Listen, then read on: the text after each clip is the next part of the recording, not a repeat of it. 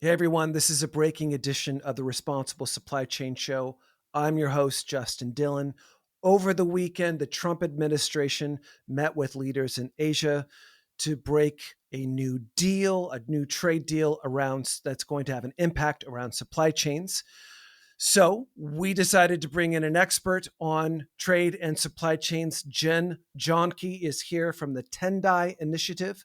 She has worked at places like Customs and Border Patrol. She is here to help you understand the details of this agreement. These are breaking details, things that you are going to want to understand if you work in responsible sourcing. Again, this is a breaking edition, so some of the things you're going to learn today are just details that we have learned so far. More will come. Here is my conversation with Jen Jahnke.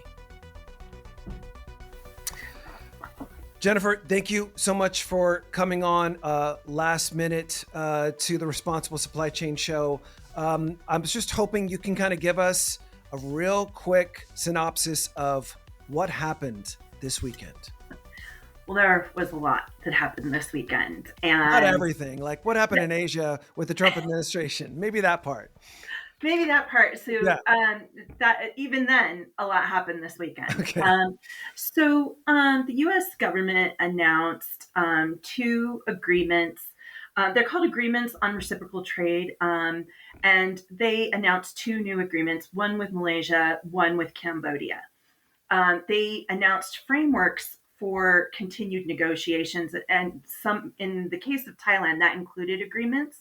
With Vietnam, it was a little bit more sparse in terms of the labor piece of this. I'm going to, unless otherwise noted, really focus on the labor portion of these agreements. And there's a lot to note. There were some significant developments in that Malaysia and Cambodia both agreed to enact and enforce their own forced labor import ban, which is that's a new development. Now, we have seen this in the framework with Indonesia as well, but this is we're seeing the trend, or seeing what we thought might be a one-off blip turn into a trend. Isn't Indonesia working on their own forced labor law currently? Don't they have? I believe so. Yes, as part of this agreement, it is required. They have committed to it. Right. So then you have the frameworks with Thailand and Vietnam. With Thailand, they also are finalizing agreements. I believe was the term they used, or finalizing their agreements, or the language that'll be used in that agreement. But I anticipate that eventually they will also agree to implement their own forced labor import ban. So this is notable for several reasons. But there are also limitations associated with this. So the move forward, if you will, is that these are being included now in several of these reciprocal tough word. Sorry, tough agreement. Word any time of the day. Agreement on reciprocal trade. Yeah. This is starting to become a trend that you're seeing these import bans included. Yes. What was notable this time around is you're starting to see a foundation for mutual agreement, mutual recognition. So what I mean by that is that if the U.S. issues a WRO, then there is language. For the audience, just make sure everyone understands what a WRO is. Yep. Thank you for pulling me out of my acronym world. It's okay, we all love them. Yeah.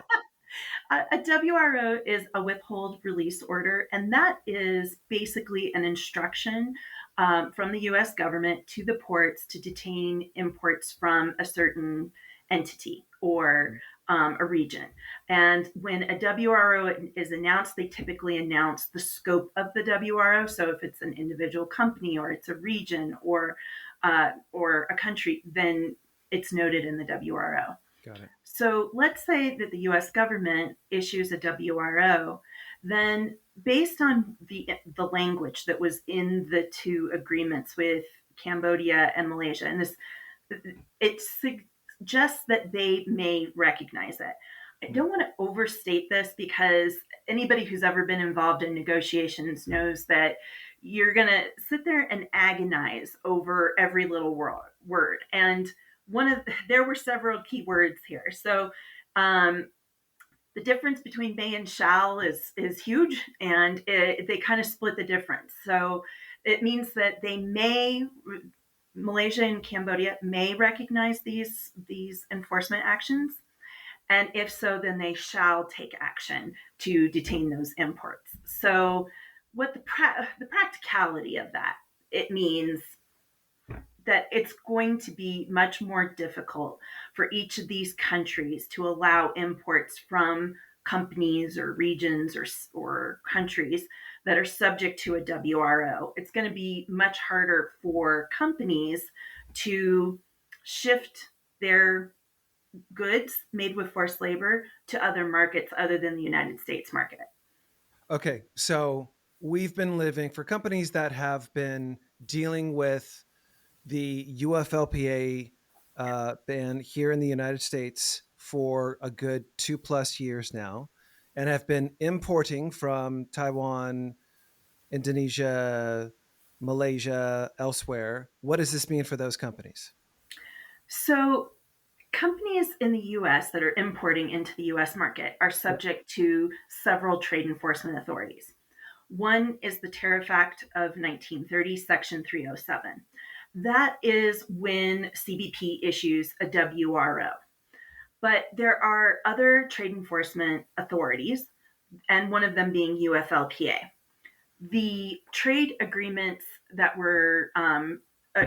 came into, well, they didn't come into force, but that the agreements that came out of this weekend do not cover the UFLPA, and that's one of its significant Okay. limitations.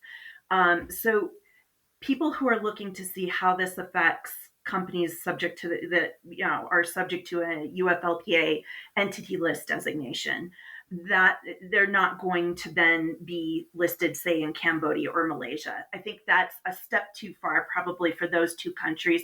These countries are on China's back doorstep. So, I mean, that would be a really difficult thing for them to undertake. Okay. Is there are we seeing a trend here where the US government is saying, we've been having to block shipments and we've been having to be the world's police? Now everyone else is going to have to do this. Mexico, we've got a trade agreement with you. Canada, we've got this USMCA, formerly NAFTA. Now we're in Asia. We've been having to do this. You all need to do your part. Or is this, I mean, I know I just made it sound simple, but is that, did I just say the quiet part out loud? Is that what's happening? I mean, essentially, yes. We, for a long time, the U.S. has been the primary country that has enforced these forced labor import bans. We really haven't seen other countries undertake that, but I think there's a significant shift now. You've seen the EU take Mm. on a forced labor market ban, which Yep. is different than an import ban. Yep. Basically, you can't import, you can't export, and they take the goods off the shelf. If that's So if that's in play. Yeah. Soon. Yeah. Well, that's going to be come into play very soon. That's right. That's right. The And so you're starting to see other countries consider it. I think you're going to start to see the UK and Australia, Yeah. possibly New Zealand, start to look in this direction. If they may be well on their way, I think actually, so. to say. And then you have these other now reciprocal agreements, and you have these labor provisions in them. I think you're going to start to see that it's very difficult for companies that are splitting their supply chains and sending goods that are made with forced labor to other markets. That's going to be increasingly difficult. And so companies need to be aware of this, both suppliers and importers. And they need to start assessing whether this is still a viable strategy moving forward. So what's the news? What happened this weekend that everyone around the world needs to understand that happened in Asia that they woke up to this week that they didn't, that wasn't the case in the world last week? Well, forced labor import bans have expanded and are likely to continue to expand. That's You're big going to news. start seeing, as these agreements start rolling out, you're going to start to see more of these forced labor import bans become part of the agreements. you're going to start seeing, I think, what we're seeing in terms of mutual recognition, that's just the start, because Mm. we're going to start working now and negotiating with countries that are not on China's back doorstep. And so it's going to be difficult. I don't mean to understate this and say, oh, we're just going to see forced labor import bans everywhere. USTR negotiators are working very hard on this. And it's not to say it's going to happen everywhere, but I do expect to start seeing this expand even further. So I would start to see maybe perhaps under the USMCA joint review coming up. I would start to expect to see some more mutual recognition language in those agreements that goes even above and beyond this. You- Because Good. Canada and Mexico have already agreed to take on a forced labor import That's what I ban. was going to ask. That was Yeah, exactly what I was yeah. going to ask. Do you see enforcement coming out of Canada and Mexico? Well, I mean, that's really TBD. And that's what I want to say about all these agreements. Yeah. They are only as strong as the will to enforce them. Okay. So I would say in Canada, I do expect them to take on more enforcement. I think there are some ways that maybe it's structured up in Canada that has made it more logistically difficult to issue enforcement actions. Mm-hmm. But I expect them to kind of try to overcome that. I know that there certainly seems to be interest. Mm-hmm. There certainly seems to be resources allocated to this. So I expect Canada is going to expand their enforcement. And it's notable that their forced labor import ban is actually a forced labor and child labor import ban. That's right. That's right. So in Mexico, there are also logistical difficulties. Sure. And there, I expect at the very least, I think there's going to be pressure on the government to take enforcement actions that mirror the US. That's really what I'm expecting to see in the near term. I don't necessarily think that Cambodia and Malaysia and Mexico are going to start issuing WROs that, proactively on their own. But this is definitely the first step where I see that this is going to expand. Okay. Last question. Any response from China on all this? Well, I'm sure there's a response from China. That we've seen? I'm sure we're not going to be privy to it. Okay. I am watching the negotiations closely with China, but I do think that's a completely different. Um, I have a different set of expectations there. So, Well um, said. Said like someone who used to work at Customs and Border Protection. yeah, it's different. Yes. Yeah. uh, I still have to maintain my diplomacy, but yes, Well it's done. going to be a different, much different, I think. Okay. But what we're seeing with these forced labor import bans elsewhere, this is not something that's going to go away. That's the headline. This is That's going the to keep headline. moving Okay. forward. If people want to stay tuned, where do they go? Where can they glean from your wisdom? Well, I'm the founder of the Tendai Initiative, and we will be issuing updates. We're going to have blogs, newsletters, things of that nature Okay. coming out very soon. Okay. So go to our website, sign up for our updates, Okay. and we're happy to talk to people too. Just reach out, and we'll be happy to hop on a call and Good. have a chat. Just like reciprocal, how do you spell Tendai? Tendai. Perfect. Thank you so much for coming on at last minute. I appreciate it, Jen. You bet. Thanks for having me. You got it.